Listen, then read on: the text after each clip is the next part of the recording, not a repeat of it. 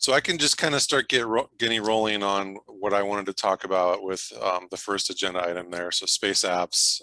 We're starting to get a little trickle of information now about our hackathon in October. It's the first weekend of October, and we did this. We've done this event about 4 or 5 years in a row here in Seattle.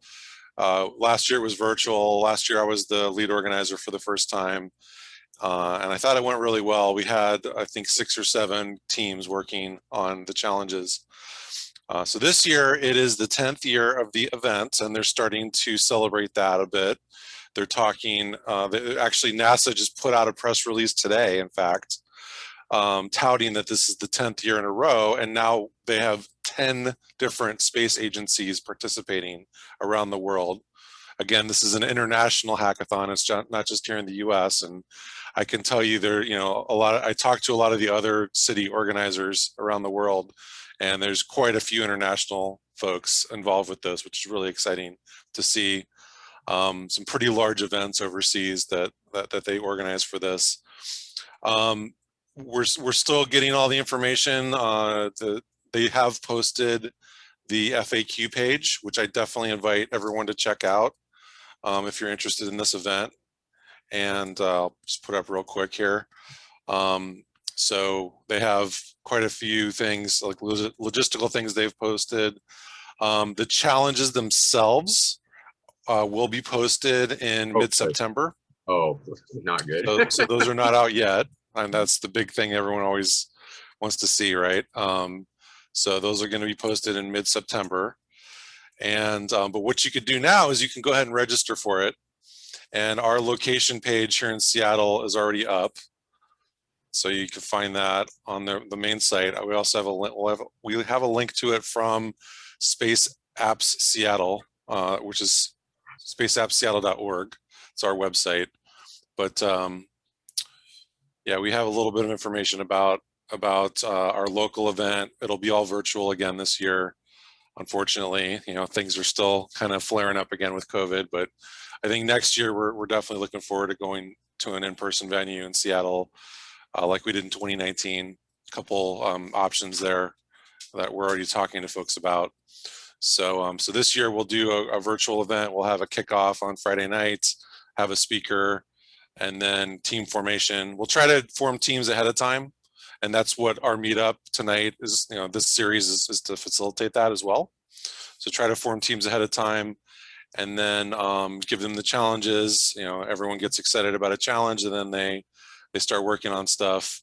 Our advisors will be on our Slack all weekend to assist with any questions and feedback.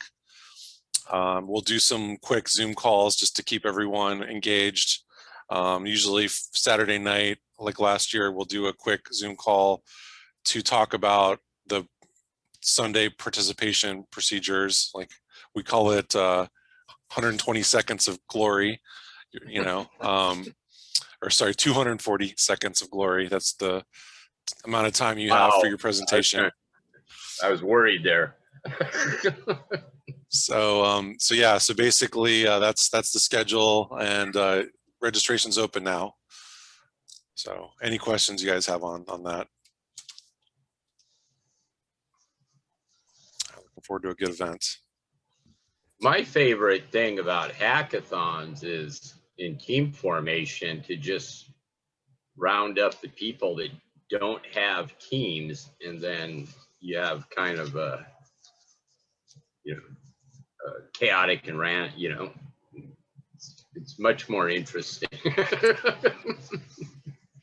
Yeah, certainly some of the interesting experiences people have is when they just show up at these things without any plan going in and just see what happens. There's definitely a lot of positive experiences folks have doing that, but it's also good to have a little bit of preparation ahead of time and look at the challenges and find people that are interested in the same challenge as you. So we'll definitely take both approaches. So James, about that, are we going to be doing any pre-events this time? Well, we're in one of the pre-events right now, actually. Well, I meant for like for the participants. Yeah, we'll probably do like an information session, maybe a week or two before, once we get all the information from the global organizers back. That came in hot and heavy last year. We were getting stuff last minute, so hopefully it'll be better this year, and we can do an information session and get everyone prepped, and maybe do a little team formation at that one as well. So stay tuned for that. We'll post all that on our social media. Any other questions you guys have? And Joe, I see Joe is on, Joe Devlin. He's actually going to organize the Tacoma Hackathon this year. And so anything we could do to help you, Joe, just let us know.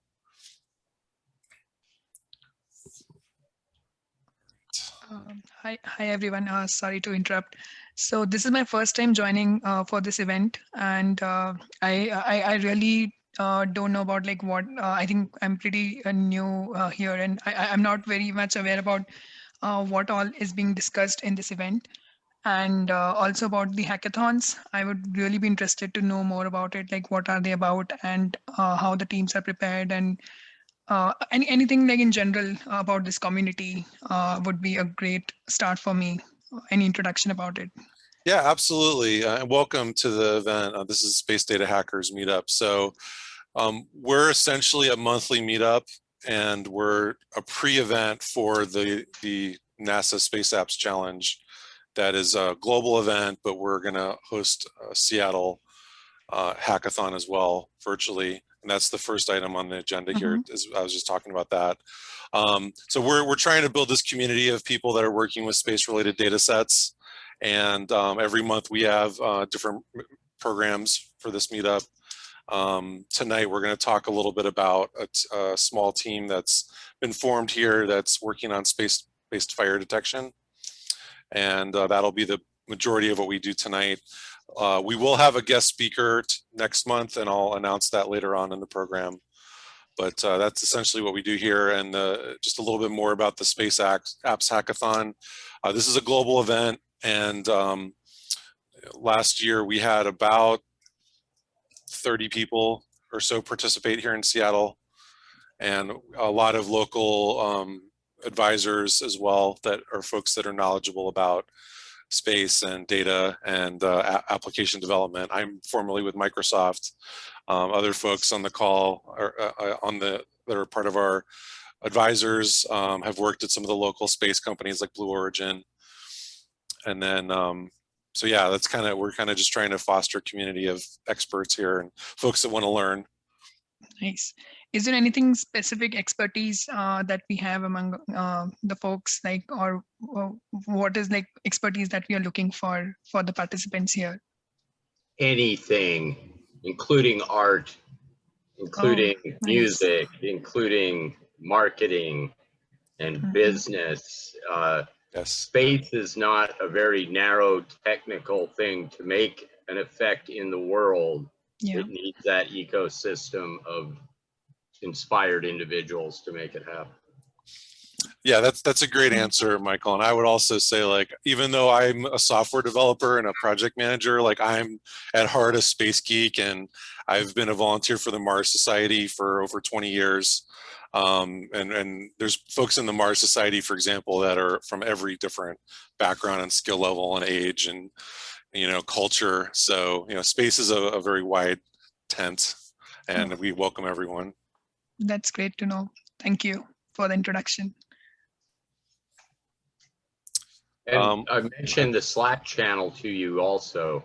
That's a great way to get on there and ask questions and become familiar.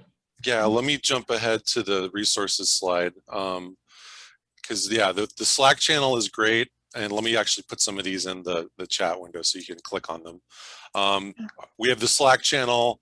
We have the wiki that we're working on, and our website. We record this meetup every month and post the recordings to the website. So you can go back and look at some of the past speakers we've had. But yeah, we're trying to just be a community that's helping out folks, and a community of people that want to learn, lifetime learners. Sounds great. Okay, anyone else have any kind of just general questions about anything before we go into the? So in the participant agreement, so is there any issue with organizers or quasi-organizers competing in the hackathon? Yeah, that's a good question. I don't think so. I mean, let's see. Do they mention that in the FAQ anywhere? I've tried to scan it for that, but that's why I asked the question. Yeah, I'm not aware of any, Michael. I think we're pretty much, if folks want to participate in any way, we're open for that. Certainly locally, we're open for that. I don't think there's any limitations there.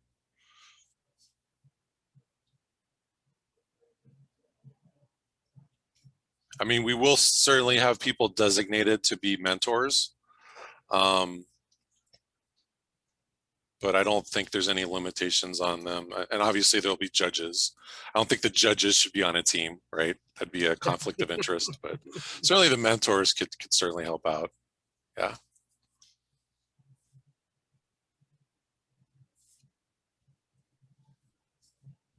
Yeah, I don't see anything here about that would have any limitations like that.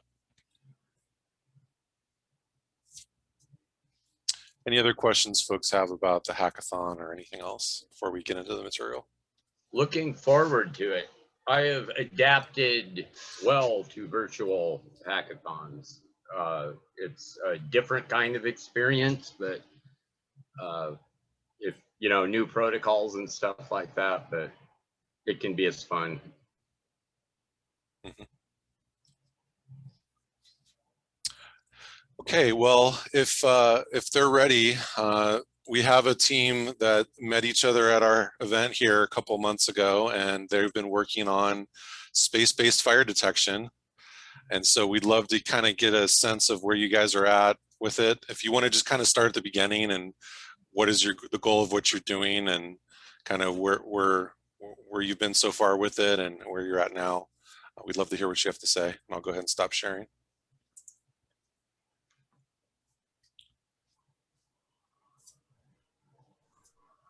Hey, I guess I got signed up for my team. You can hear me, right? Yes. Great. We don't have too much progress yet. Jennifer Thompson is on the team and she's joined as well, so she can be the more optimistic viewpoint. And I'll just kind of speak from the heart, from my heart at least. We have a very vague sense of what we're trying to accomplish. We started with this seed of an idea where we want to contribute towards space-based fire detection. We've looked through a few review papers about what's the state of the art. Like one of those things that kind of itched the back of my brain as I was reading it was like a data set of like 6,000 and some images from space being called a large scale, like labeled data set. Seemed kind of small by modern machine learning standards to have a labeled data set for any types of training models with computer vision techniques to understand what they're seeing. In addition, that was with RGB photographs, and I think that we got confirmation. We were speaking with I forget the name, Black Sky, I believe. Is that the right name? Black Sky, RubberCon. Yeah, they kind of gave confirmation that optical wavelengths are probably not the best, most effective ways to detect fire, simply because smoke and clouds look similar to each other. Even at night, if there's a fire burning, smoke overhead will prevent visibility, etc. But they recommended Landsat. I believe that was the main source. So Landsat was what they recommended because they have a variety of infrared bands as well as optical that are collected, and there's data going back decades now available. So in the time since then, so concretely what we're trying to do is basically build a labeled data set of basically, we know hopefully historically latitude, longitude, locations, and timestamps of where there were fires. We want to grab aerial, like space photographs from Landsat of those events, and then basically make a labeled data set of moments where fires were taking place at various locations and not, so that those could be used for any future downstream application of training models to detect fire in fast, in a very real-time sense. So with that said, as far as what we've done, we have one team member who isn't with us today, who had the objective of finding basically a data set of latitude, longitude timestamps of when fires took place. I've worked on getting access to the APIs for machine requests of Landsat data. What I've worked on, or what I've done is I requested it through Eros, and it took about 10 days, I believe, to get access granted, and then that was just granted to me earlier this week. And then today I tested and was able to do a hello world request where I was able to get back some photographs and some metadata by specifying latitude, longitude, and a time range. So that's pretty much, that's a super fast pass of what we've done up to this point and what we're trying to accomplish. Jennifer, having context and also not being me, probably can speak to the things that I missed that would be relevant to talk about. No, Daniel, you did a great job describing that. I think we started out with a lot of big fancy ideas on how we could do this, and then we did a full, we did a competitive analysis where we went out and we looked for what other companies, what established companies are already trying to do. And there's actually 2 or 3 companies that seem to be really hitting it hard. And then what we've learned that it's really hard to get satellite data, especially free satellite data. And so, being a group that we are just trying to learn, I think getting access to Landsat and just trying to figure out if we can, getting access, that took some time, which we got only 2 days ago, right, Daniel? And so now we're trying to see what we can do with it. But this is all really, the bigger objective than anything is just trying to figure out what we don't know. And we learned a lot about what we don't know. And as we go into the hackathon, which I think is our objective here, we may not even do fire detection once we see what topics are out. And so I don't think we've wasted any time. I think it's been really good to talk to experts to see what's out there. And so let's just get to this next step. I think I'm super curious what Daniel can do with the API, the integrity of the API. And then we'll see how maybe that same API might help us in the hackathon with a different topic. I'm not sure. But I think we're super eager to learn, and we're starting to figure out how to get over obstacles and maybe how to pick a better idea next time. James? That's great. That's great. No, I appreciate the update and how you guys are doing with it. And yeah, it's a big problem, and you guys are finding some challenges with the scope of it. There's definitely, I forwarded on one of the companies I came across that, I mean, there's definitely some work that's being really cool, innovative work being done in this area that gives me sort of hope for, all the annual wildfires we seem to experience here in the Pacific Northwest, and being able to combat those and predict those better in the future. So yeah, there's a couple of the companies are, in the process of launching, constellation satellites that we don't even know yet what that's going to do, but it's very promising. I just don't know if our little group is going to be able to do much, but I do feel like the other companies that are already existing are doing some pretty, big things. Yes, you can do improvements, because some of those companies where it beat the blaze, and some of the remote sensing experts where it beat the blaze, and I sat in on some of those the mentor sessions, etc. Yeah. So don't count yourself out. No, I'm definitely not counting ourselves out. I just don't know if there's a better topic we should be tackling. I think we all love satellite data, and we're super curious about getting our hands on it and seeing what we can do with it. I just think maybe we're open-minded for other ideas as well. But it doesn't matter. Whatever we do, as long as we are learning, we're going to move to the next step. That's our bigger objective. Bigger than fire is just learning. Absolutely. Giving ourselves a task just to figure some stuff out. Well, I have one right now that the United States Air Force said, because of the earthquake in the Aleutians up in Alaska, who said, I wish we had that now. So, and it involves all of it. It isn't wildfires, it's ice. It's kind of the other end of the other end of the spectrum. You're scaring me, you guys. I'm going to Alaska in 2 weeks. I don't want any big, earthquakes happening up there while I'm there. Okay. I'll put a memo out. Yeah, put a memo out for me. Daniel, I'll just jump in at this point. Daniel, thank you so much for giving us a primer, and Jennifer, yeah, thank you for kind of like taking it forward. So I have a before I can I do have 2 points to say, but I just wanted to know, because I apologize I missed the previous presentation if you have made any. So as I understand, the goal is to do a real-time fire detection. Is that what you're, or at least ideally would want to do? I mean, yeah, basically, if in some future state we had either a constellation of SSO orbit, like sun-synchronous orbits, or else some really high resolution, geostationary satellites, if we could take photographs and then make decisions with those immediate photographs about whether we see a fire, that'd be the dream. But that also requires us to have data that we don't have today, right? Yeah, I mean, I'm not much aware of the business side, but sounds like you don't have to have your own data pipeline, because anybody is a commercial provider, they're going to take the first stab rather than giving it to someone else. But okay, so it's a great idea then, and I agree with the previous conversation that the market for such products are only going to increase.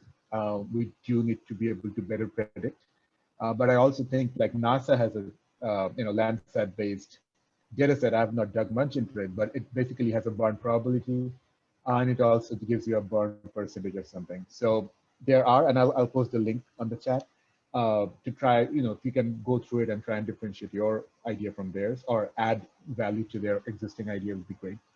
Another thing that I would, like you folks to think, and it just said 6,000 space-based images. And if we're talking about Landsat, it's I don't know, Landsat 8, I don't know, 12, 13 bands. So you're looking at each tile might be, I don't know, 1 gig. I've not downloaded or read it in a very long time. I don't know how much is that, but you're trying to process a huge amount of data. But the fires will only, I mean, I'm just throwing a hypothetical number. Out of 6,000, you might only find fire on 10, 12 tiles. Just a hypothetical number. So sorry, to clarify, you're talking about a data set that somebody else published, which has RGB photographs. There's about 6,000 photographs. Or are you talking about a data set that we're going to create? No, but you said something like 6,000, and that's a big data. And I'm just taking that number to kind of tell you basically create a stage where I'm going to make my next point. And the thing is, if you think about a middle, someone's at the middle, the middle of the path process, where you're trying to only identify where my possible fires are over Earth's surface. And you can use a coarse resolution data for that. I mean, am I making myself clear? Rather than jumping into high resolution data from the beginning, you might also think about using a coarse resolution data, try and find out the probable fire spots, and only go after those sites for a high resolution data. That saves you time and also processing power. And I don't know, if you in a hypothetical situation, if you're buying the data from someone, so it saves you a lot of money. Generally, the medium resolution data sets are free. So just for food for thought. Okay, thanks. I'm not sure if I understand the exact details. Are we talking about Landsat? Because I guess I thought Landsat data was free. So are we talking about Landsat data or data from other sources that you have to pay for? No, it's as I said, having your own constellation, or even if you have Landsat, then think about downloading all over the world the data that you would be collecting every day and trying to process that vis-a-vis having a sort of a filtration method that, okay, I only am interested in, I don't know, how, in the United States right now, I think I just heard 13 fires are going on. So if you have those 13 wildfires, you know exactly where they are, a rough idea. And you have basically what we call in geospatial lingo is ROI, region of interest. So if you know the region of interest, you can only then try to acquire those high resolution data sets instead of having the whole, instead of trying to cover whole of Earth's surface or whatever your area of operation would be. So yeah, that saves time, and you're basically trying to make your data processing pipeline much more efficient. Thank you. Thank you. Yeah, we did discuss focusing on a smaller area. Daniel, that we did, didn't we? We did decide that. Yeah, I'm trying to understand, like, I don't disagree with the comments. I'm just trying to figure out if this is something that is something like, is this something that we ruled out because we didn't have access to data in real time in specific locations at this granularity, or I'm not sure if you're saying like this is something we should do instead, from Pranab. No, I'm just giving you a food for thought that Yeah. what if you can like, all right, I'll just give you I was just not trying to give you a data set name because I wanted you to think about it and maybe you'd think some cooler pipeline, but there is a data set called VIRS, which is actively being used for fire detection. They already have a fire data.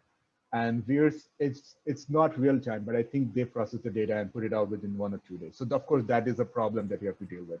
I don't know whether you can get it right as when they capture it, but that is you basically what you're looking at is like radiance, right? And if you have now I'm going a little more technical, but if you really go down and if you know that what radiance you can look at those it's near infrared band. So if you think about, okay, this could be my radiance threshold, you filter the data, check the ROI, and then query a high resolution data system so that you only try to consume data that you need to and save this huge amount of time not processing areas where you don't have fire. And I'm only talking that in a hypothetical situation where you have a system, let's say I'm thinking you do everything right, and you have your own satellite data, you have your processing system, but it'll still save you a lot of money if you just know exactly where I need to process for fire detection and not do areas that I don't need to take. And this might change every day. So every day if you have a low resolution data, find out your ROI, and then just query that. Or when I say query, basically try to capture those specific areas. Even if it's your own satellite system, you still don't want to tax it trying to task it with capturing the whole Earth. You might only capture those specific spots and keep the system free to make money by capturing some other data. Thank you. I think Daniel's been so heads down, focused on the Landsat API, and you're giving us more high level advice. And so we're just trying to combine those two. So thanks. Yeah, I do appreciate this. Landsat. Yeah, same for Landsat. If you have a shapefile, you can upload that into the Landsat data system. Only take those, and you can. If I'm not very wrong, you can upload your own ROI and query what tiles are available, and then take whatever tile you need, download that. I think we were looking at Modus, which it looks like in the links that James provided, it's the same, like there's a site that has Modus and VIRS data sets together, and Black Sky told us to use Landsat. So I'm just kind of whiplash because I'm not sure what to do anymore, because we keep getting we get advice that tells us to do something different, and I just want some advisor to give a clear this would be valuable if we did it, so that otherwise we're guessing and checking, right? Okay, I think okay, we need to go back walk back a little bit. So these are two data sets with very different resolution, and I'm pretty sure you guys are aware of why spatial resolution is important, right? So what you can do with Landsat, so they're probably telling you definitely what they're telling you is not wrong. I mean, yes, you should definitely. I mean, all the new papers are using Landsat OLI, and I think there is a SWIS, a short wave infrared data set that they're using. All I'm trying to tell you, forget if you just walk out of the Landsat or any data room. I'm just trying to tell you think about as an example would be like if I tell you, hey, Daniel, on the field, I have hidden 10 coins somewhere, and I set you free. You just go row by row and try to find out where those coins are. Or I just give you, hey, you'll find some boxes that I've also marked, and within those boxes you'll find the coins. I think in the second instance, it'll be faster for you because you know where to look for. And that's what I meant. When you have a coarse resolution data set, it does not tell you much about it. It only allows you to pinpoint where the things are. And I'm just telling this as a thought process, because in spatial data, so with the example of trying to find the whole field to find those coins, you're using this coarse resolution data set with a radiance threshold. just to try to find out, okay, those are my bounding box, and I'm only going to search within those, and I'm not going to worry about the next other step. Does it make sense to you? I'm totally aligned with that, no doubt. All right. Yeah, and it's basically just a question of resolution, and resolution is inherently tied to data size. It just exponentially increases as you go towards high resolution data sets.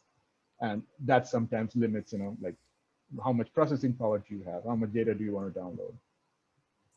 And it's also like intelligently. Go ahead, Mike. A lot of the Landsat archive and the Sentinel archive, Google has been putting up in the cloud on Google Earth Engine, and they've been doing massive collections and using their, I think they also have a Python interface, and they also have a JavaScript one, which is not my favorite language, but I can kind of understand why they had provided for that, is you can, if you have your, hypothetically, if you have the firm's data set and you wrap some polygons around fires and date them, those points, then if you put a box around it, as he mentioned, the region of interest, you can then sequentially go out to the Google Earth Engine and not have to pull down the whole data set. You just pull down. So your sample area, whatever you need to do should probably be a little bit larger, because you'll want, if you're doing machine learning, you're going to want to recenter it or whatever. But you have that entire apparatus doing the computation needed just to get the data. You're totally correct. Trying to move around, gigabytes, even on a big, fat, fast pipe and a good computer, is really, really difficult to do, especially if you're just poking around, seeing what you can see. So there's that option. The European Space Agency, Sentinel, is another excellent platform, and they also, I believe, have a tool similar to the, either Sentinel is on Google Earth or Google Earth Engine, or they have an interface that allows you to directly subset the imagery data and bring down the only thing you need. So just a thought. Hey, y'all. So I'm new to this group, but Go ahead. yeah, maybe, yeah, nice to meet you. So maybe I can add a flavor to it. So I worked on a project similar to this. So maybe I can tell you what I've done on that. So I'm just pasting you some links in the chat. So basically AWS, just like Michael mentioned, Google Cloud puts that data up. Even AWS puts that data up. It's open. You don't need any, authentication permissions. It's all open. So you can subscribe to something called as SNS topic, yeah, which is like anytime the data is updated, you can start pulling the data. And there are also a bunch of projects on Kaggle based on the wildfires. And I think some of the people here mentioned about the Modis and Verse. Like all of that data is also there. And there's also Python code as to how to extract that data sets and, like how to build that visualization about the changing trends and things like that. So you might want to check that. And the other thing is basically this data is huge, right? In terabytes, maybe gigabytes. And the image resolution is so huge that you can't really pull all the data. You technically can, and I have pulled the data, but technically there is an area of interest that is decided by which you pull the data continuously. So companies like Planet, right, or Maxar, all these companies always ask their customer, or even Orbital Insights. These are a few companies that ask their customers, like, what is the area of interest? And based on that, they pull the data. So like, I imagine if there's a system which is like on AWS, you have the data, you build something on AWS cloud to actually fetch that data continuously for area of interest, then you will be able to get the real-time data, stay within the budget, just copy that into your AWS S3 bucket, and then do your processing and go from there. You can check the Kaggle logic, like what are they exactly, how are they trying to predict, like what are the wildfires, where are the wildfires going to come, and things like that. So yeah. Thank you so much for sharing that. That was really insightful. So Sentinel data is available on Google Earth, and Daniel, Sentinel is basically a Landsat equivalent data product from European Space Agency. And Amog, you're right. Any high-resolution data system, like space-based data system, work on ROI. Like they only capture what they need to capture. So. Yeah, and also I would like to mention that Google Earth Engine is not for commercial use. If you want commercial, then it's like you have to actually contact them. So it's for educational research purposes. Yeah, it does bring you the data for the coordinates, but you have to stay within Google Earth Engine. And yeah, if it's this fall hackathon, you can sign it up. But if you're thinking going beyond that, then they won't allow you to do that.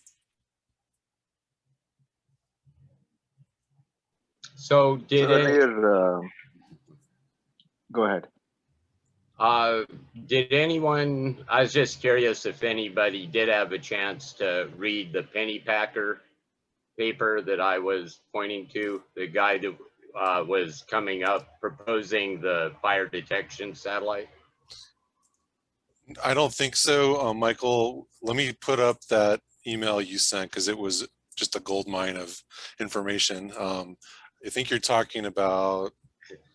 Sorry about the negativity in the email. That wasn't meant for public broadcast, but go ahead.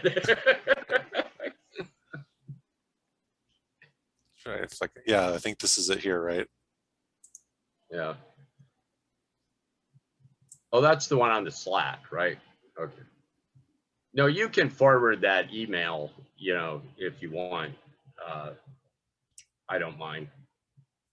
But the Pennypacker paper in his literature review kind of talks about the whole issues and platforms that are useful for fire detection. And he's also does ground base with image or machine learning of smoke plumes on video cameras and things like that. So he's kind of the epicenter of that that zone. And the one thing that stood out in my mind was he said that like in the past 10 years, there's only been one time where a Landsat passed over a fire, it was still very, very small. Of course, the fire grows over weeks. It's, exposed to multiple passes of the satellite. And and then there's inherent physics limitations to the sensors on the satellite in terms of saturation. Those bands are there, but there are other things around that also saturate those bands. And so anyway, that was kind of my starting point of all things remote sensing and fire, and his bibliography and other papers that expands out from there. So and he would probably love to talk to you. He is really, really great guy to talk to and very helpful. So the email's probably important for everybody that needs to see it from the aspect that I talk about. If you were going to do things with fire, he had some very specific needs to get around the limitations of existing data, the resolution and things like that, not specifically with Landsat, doing things like spectral unmixing and daisy-metric analysis of conditions before the fire, so that like you can take that blob of infrared and then kind of allocate it out to the finer resolution pixels that are around it. Because obviously a fire is going to show up as a big Roman candle going off. But if there's only one stand of trees there, that might be like 4 pixels long. And yet in thermal, it's giving off a signature that's huge. So there's a few things that he did point out that you know, where an advancement could be made, or that I imagined maybe an advancement could be made. That's a great point, Michael. And you know, I've not read the paper, but I will. And I was just thinking, you know, like just fusion, you know, taking a Yeah. infrared band and try to, you know, it's going to be hard. It's going to be hard because it's an apple to apple comparison at all. But just putting it on a, I don't know, 8-meter, 10-meter band images and see what we can see with the spatial and the spectral characteristic. And it was kind of funny because when I did it in the Pacific Northwest here, the steel plant, the Nucor steel plant in West Seattle, and the cement factory down on the Duwamish showed up better than the wildfires did. So there's that issue too, is the false positives. Or is there also, like, you have for a plant, you have much more distinct spatial characteristic compared to a fire, which is, Right. you know, kind of like uniform in all direction, unless you're on the edge. Yeah, well, that is, I had absolutely no idea of the fire dynamics, you know, until it beat the blaze. And they were saying that fire can move 60 miles an hour, right? So how long is it between passes of Landsat? You know, that's, yeah. So the one thing he's mentioned is the post-disaster, you know, inventory and then recovery of those wildfire areas. And one of the guys in the Air National Guard that flies these firefighting missions, he said it would be gold for them to have an archive of the burned areas of the previous fires. And I go, well, why is that? He goes, because when the vegetation grows back in, that is even more vulnerable than the stuff that burned, right? So, because even if we have that months ahead of time, you know, we can then look at the map and go, there's a high likelihood this is going to light off this season. And they'll go fly missions against it, you know, not dropping real water and stuff, but they'll train, you know, physically fly aircraft and things to practice their responses. And so there's the detecting the fire is a very dramatic thing, you know, good for TV, etc.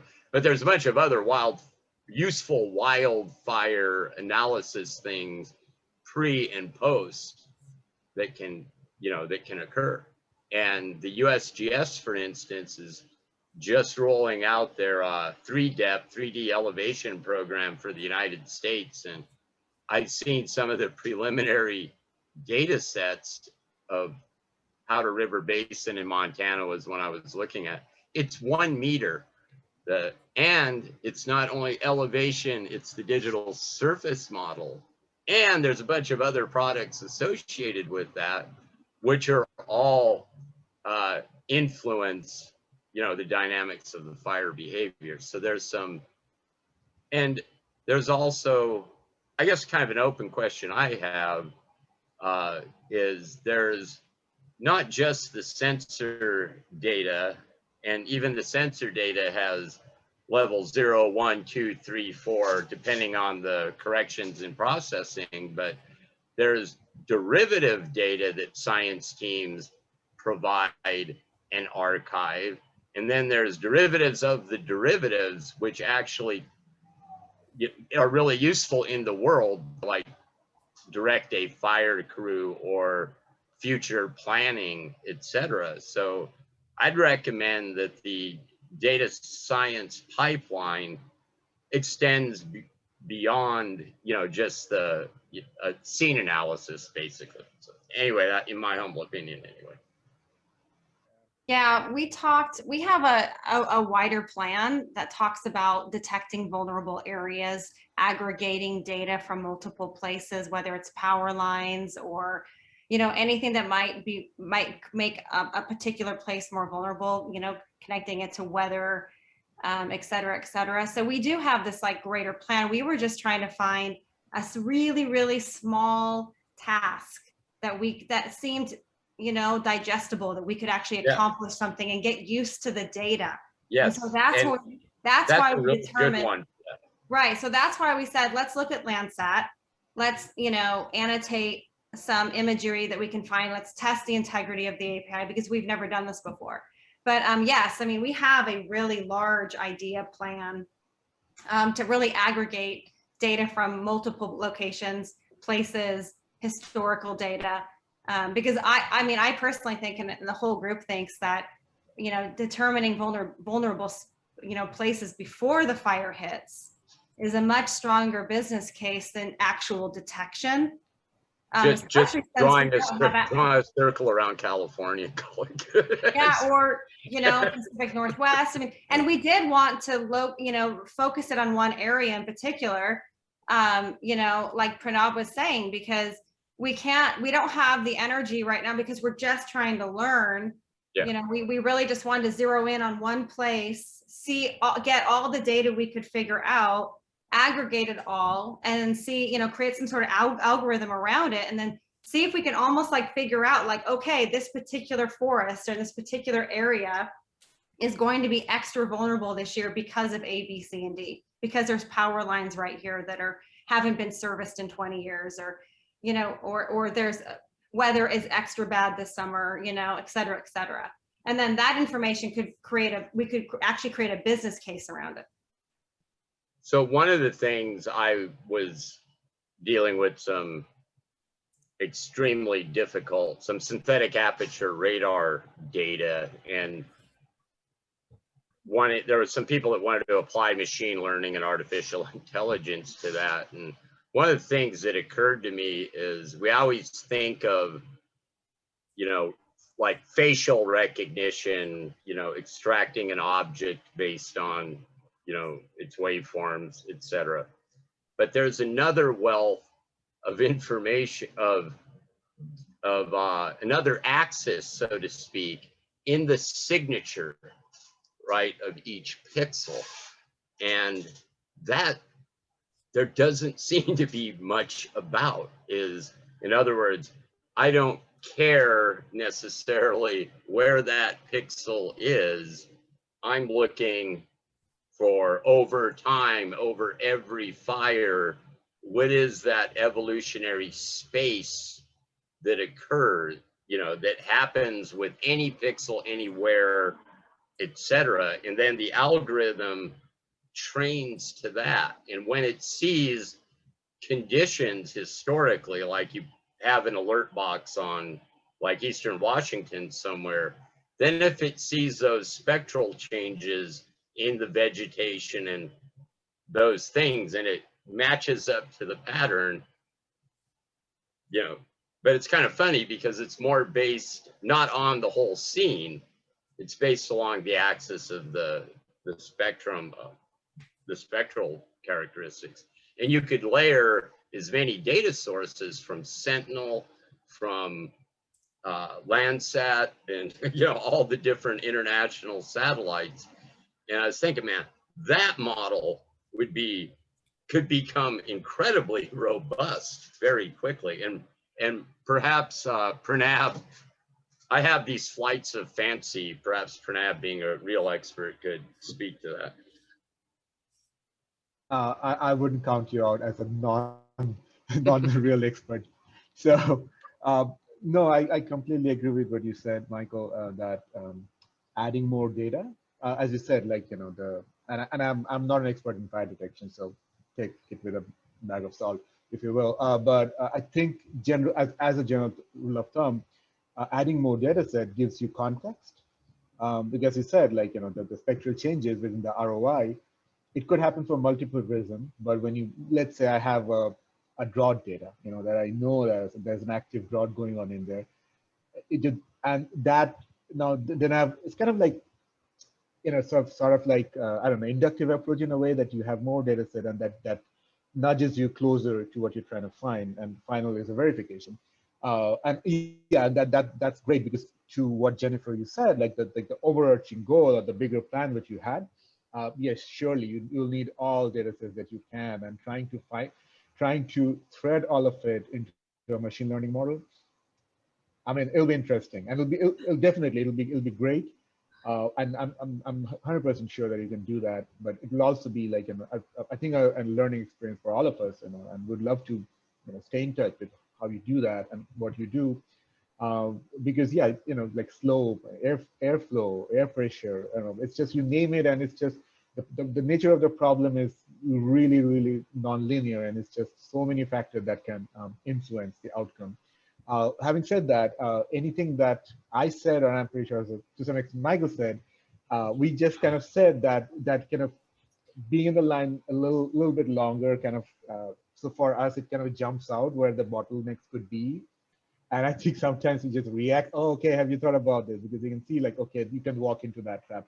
But none of those were so that you get discouraged. And I think it's an excellent idea to start with one area that you know is a fire, you know, I mean, whatever, an area that you have good knowledge about, and try to, you know, make a model, try to show the model that it works, and then try to kind of build on that model, take another area, and then slowly expand. And it takes time.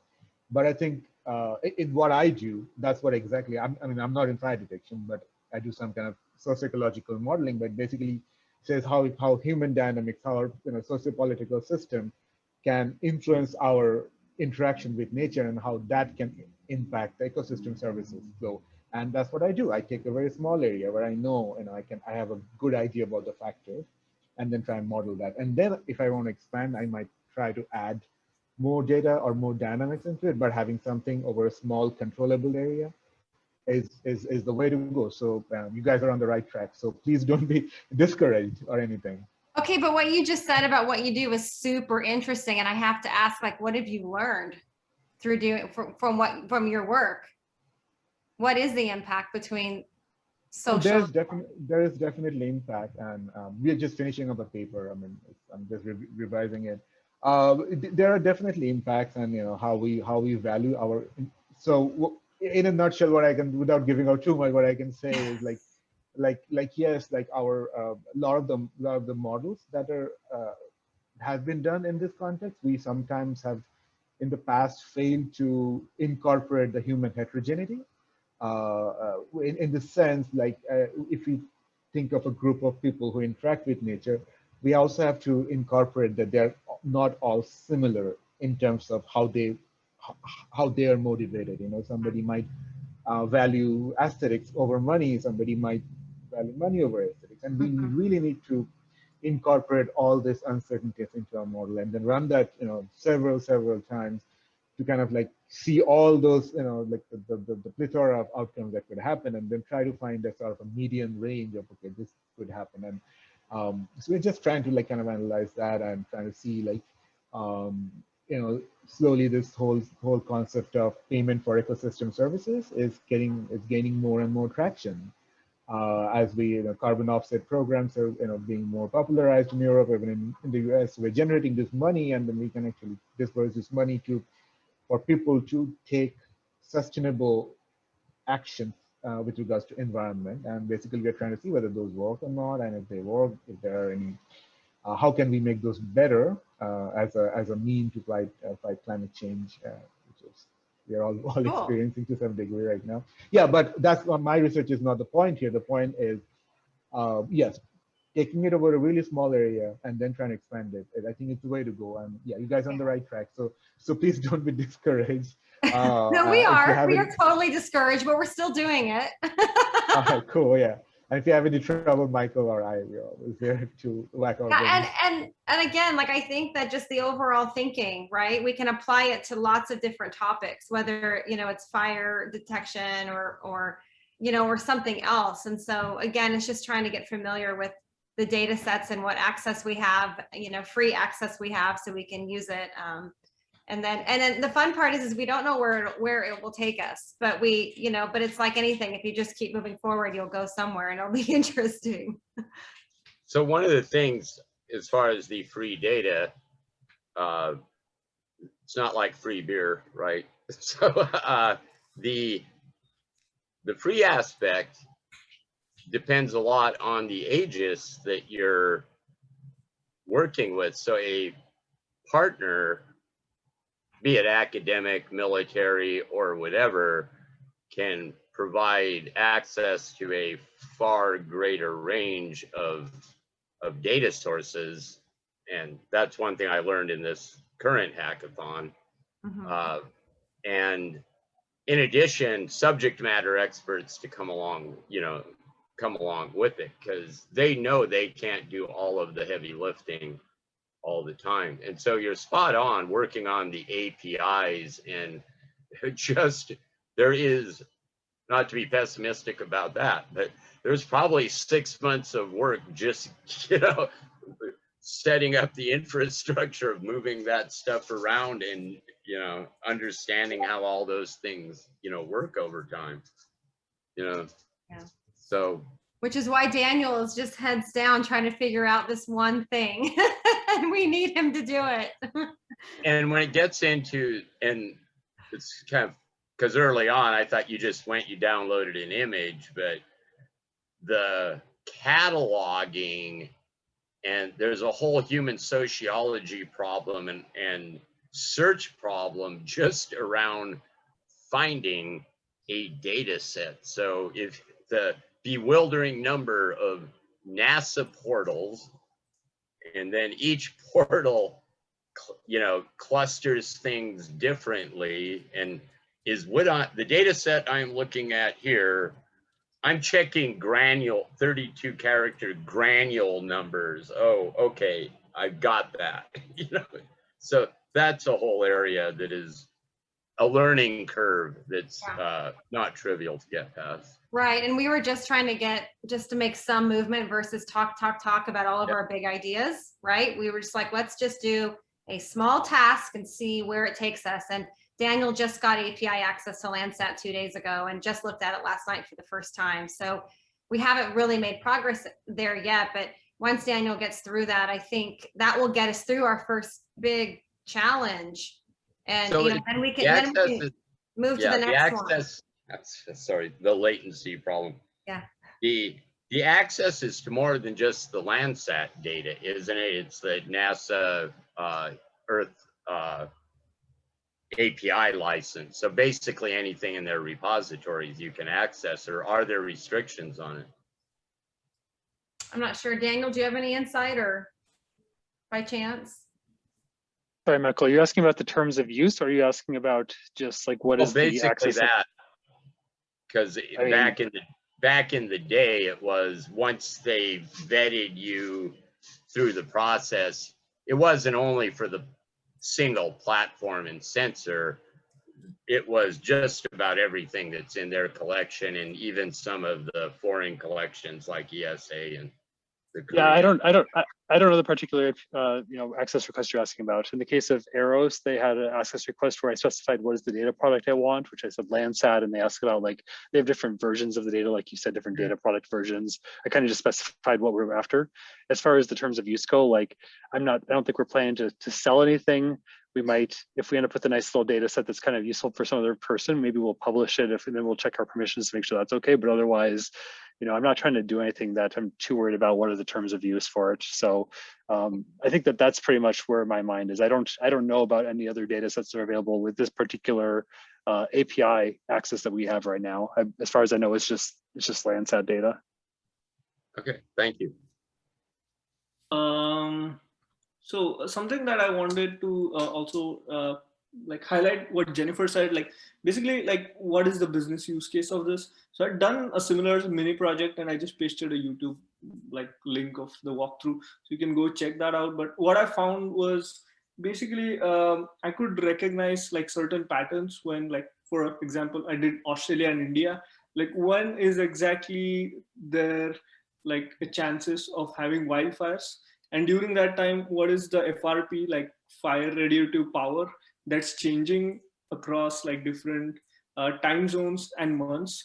And that actually in case of India, there are like a lot of burning of forests that occurs, like or farms that occurs during like April and October time.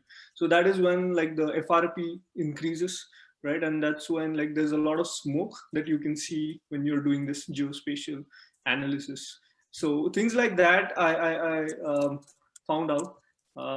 maybe something like that. If because like farmers are burning crops, it creates like smoke, and after they're done with burning, then the air clears out, and also the FRP level, which is like that fire radiative power, goes down. It's I think from 15 million it peaks at that and comes back to 4 million and things around that. So a lot of things that come across, and I used more recent worse data. So Daniel, you might want to check on that maybe. Thanks for sharing your video. Check it out after this. Thank you. Thank you so much for that. Awesome. Thank you guys so much for sharing this, Daniel and Jennifer. And, you know, I appreciate what a big challenge this is. And, you know, you guys have, it seems like you guys have done a really good job so far. And you've learned a lot, which is the most important thing. So No, it is funny to think about how little we know, and we still don't know a lot, but at least we know a little bit more, and that's satisfying. So awesome. So the And next, it's way better to figure it out now than before the hackathon. oh my gosh, I could never have done this in 2 days. so the next item in our program, we're actually going to try to form some more teams to do more stuff tonight. And so I'm going to put in the chat window last year's challenges. And so what I'd like everyone to do for the next couple minutes is just kind of browse through these yourself and see if there's something in here that you're interested in doing. We're going to next do some breakout rooms. And so I'll ask if there's something that really jumps out at you that you'd like to pursue as a project with this group, that you call it out, just put it in the chat that, hey, I'm really interested in this challenge, and I will form some breakout rooms. I'll also have one that's just a general one that people can network in if they don't want to do this. But you know, find a challenge that you're interested in from this list here. This is what we used last year for the Space Apps Challenge. And there's a lot of, and this is where the Stop Fires came from. Stop Fires was one of the items in here. But there's quite a few. Browse through it for a little bit, and if you see something you like, put it in the chat window. And then I'm going to open up the breakout rooms. Depending on how many ideas come into the chat, we may do a few different breakout rooms, or we'll maybe just do like 2 or 3. So take a look.